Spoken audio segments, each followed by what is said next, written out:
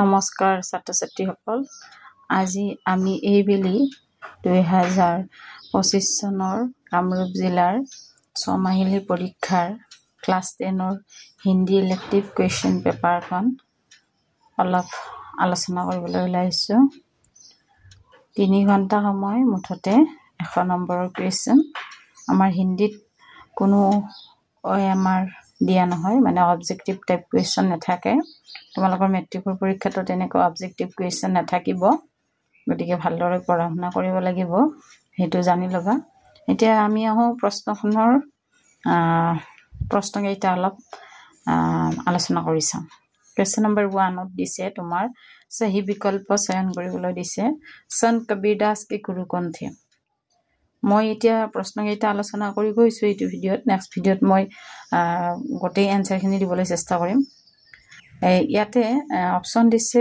गोरखनाथ रामानंद रामानुजाचार्य और ज्ञानदेव इनमें कौन सा है ख दिसे लड़की को जादूगर का कौन सा खेल अच्छा मालूम हुआ दुनिया का ध्यान सामान्यतः किस पर जाता है जयशंकर प्रसाद जी का महाकाव्य का नाम है ये ऑप्शनल क्वेश्चन बिलाक ऑप्शनल के दिले অলপ ইজি হয় কিন্তু তোমালোকে आंसर বিলাক ভালকৈ চাই লবা ऑप्शनल के নাথাকিব পাৰে কেতিয়াবা এক নম্বৰ क्वेश्चन আহিব পাৰে ऑप्शन নিদিয়া হয় अच्छा नेक्स्ट जयशंकर प्रसाद जी का महाकाव्य का नाम मीराबाई के कौन सी आख्या मिली रामकृष्ण वेणुगुरी का जन्म महात्मा कबीर दास की रचनाएं किस नाम से प्रसिद्ध है এই গোটেইটা क्वेश्चन খুব মানে ইম্পর্টেন্ট হয় সংক্ষিপ্ত উত্তৰ দিব কৈছে মানে এটা 3 নম্বৰ কৈ আছে 6টা 18 নম্বৰ आज तुम्हारा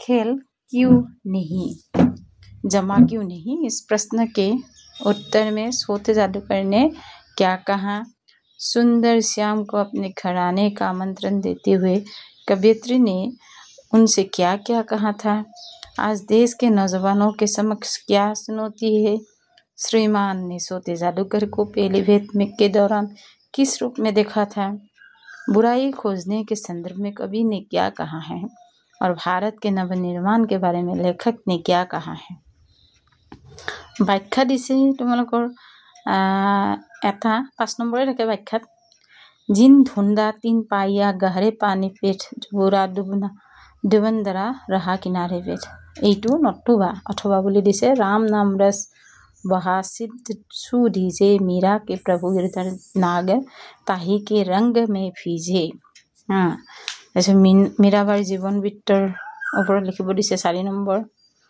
লিঙ্গ পৰিৱৰ্তন এইটো লিঙ্গ পৰিৱৰ্তন দিছে তাৰ মানে হলনি কৰিব লাগিব যিকোনো 4টা মানে যদি স্ত্ৰীলিঙ্গত আছে শব্দটো তেতিয়া হলে পুলিঙ্গটো লিখিব লাগিব আৰু যদি পুলিঙ্গ আছে তেতিয়া স্ত্ৰীলিঙ্গ লিখিব লাগিব এইটো তে নিৰ্ণয় নহয় পৰিৱৰ্তন कवि माली अध्यापक लड़की नायक नरकुआ ऐसे बचनो परिवर्तन কৰিব দিছে এক বচন থাকিলে মানে বহু বচন আৰু বহু বচনত থাকিলে এক বচন কৰিব লাগিব ছাত্ৰ চিৰিয়া কাহিনী সাধু চাৰক তিথি সন্ধি বিচ্ছেদ ভাঙি দেখাব লাগে আৰু যেটো ভাঙাই আছে হেটো জৰাব লাগে ৰমেশ পুৰস্কাৰ জগত জগন্নাথ বিদ্যা যোগালয় নেক্সট আছে পৰ্যায়বাচী শব্দটো কেতিয়াবা সমাৰ্থক শব্দ হিচাপে আহিব পাৰে মানে একে অৰ্থ বুজোৱা শব্দ সোনা অমৃত দিবাকৰ গগন মেদিনী কমল আছে বিপৰীত শব্দ এটো কেতিয়াবা বিলম শব্দ বুলি আহিব পাৰে দেই নাস্তিক ৰক্ষক আই জহৰ আলোক তস্কটু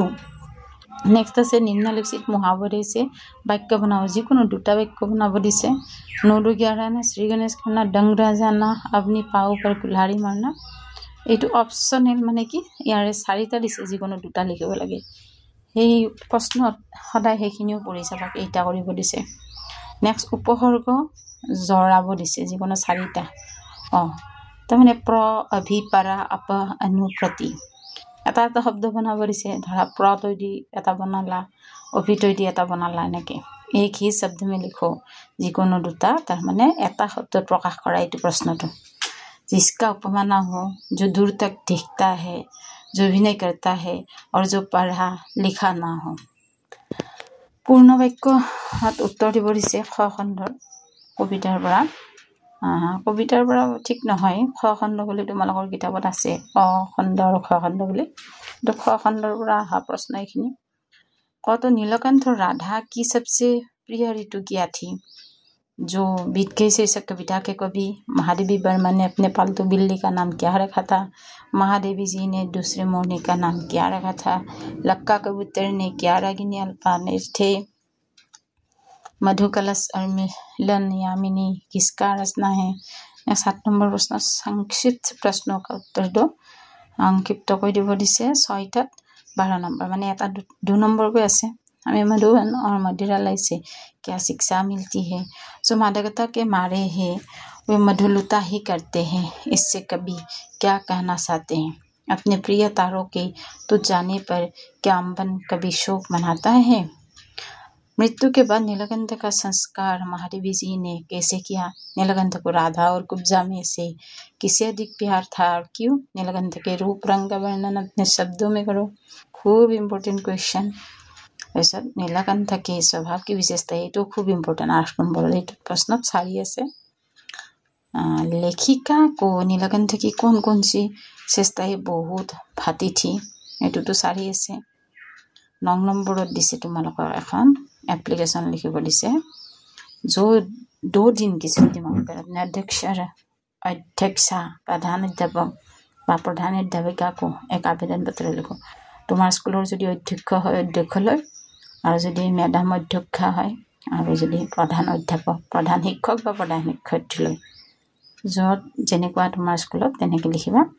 2 দিন তুমি স্কুলত ধৰা আহিব পৰা নাই বা নাহিবা, সেই বিষয়ক লৈ তুমি এখন এপ্লিকেশ্যন লিখিব লাগে, মানে আবেদন।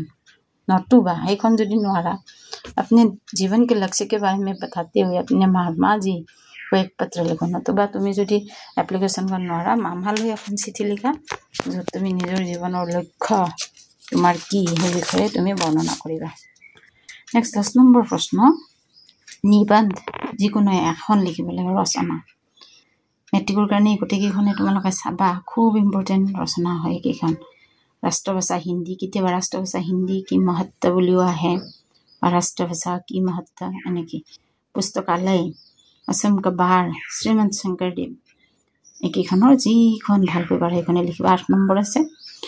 11টো দিছে তোমালোকৰ, মানে ইয়াতে 4টা প্ৰশ্ন দিছে, মুঠতে 6 নম্বৰ। এই 4টা প্ৰশ্নৰ এনচাৰ তুমি এইখিনিত পঢ়ি চালে পাবা গদ্যাংশটো। নিজে এনচাৰ বাচি কিনে লিখিব লাগে, এইখিনি বিশেষ টান নাই। পঢ়ি চাই এনচাৰ এটা ওলাবই, পঢ়ি চাবা ভালদৰে। নেক্সট 12টো অনুবাদ। Bihu is our national festival, never tell a lie, Hindi is our national language, with should respect our national flag, Shillong was the capital of Assam. এইখিনি কুৱেশ্যনখিনিৰ এনচাৰখিনি লৈ আন এটা ভিডিঅ'ত আহিম। আজিলৈ ইয়াতে সামৰিলোঁ। তোমালোকে পেপাৰখন ভালকৈ চাই নিজে কৰি চাবা। ধন্যবাদ।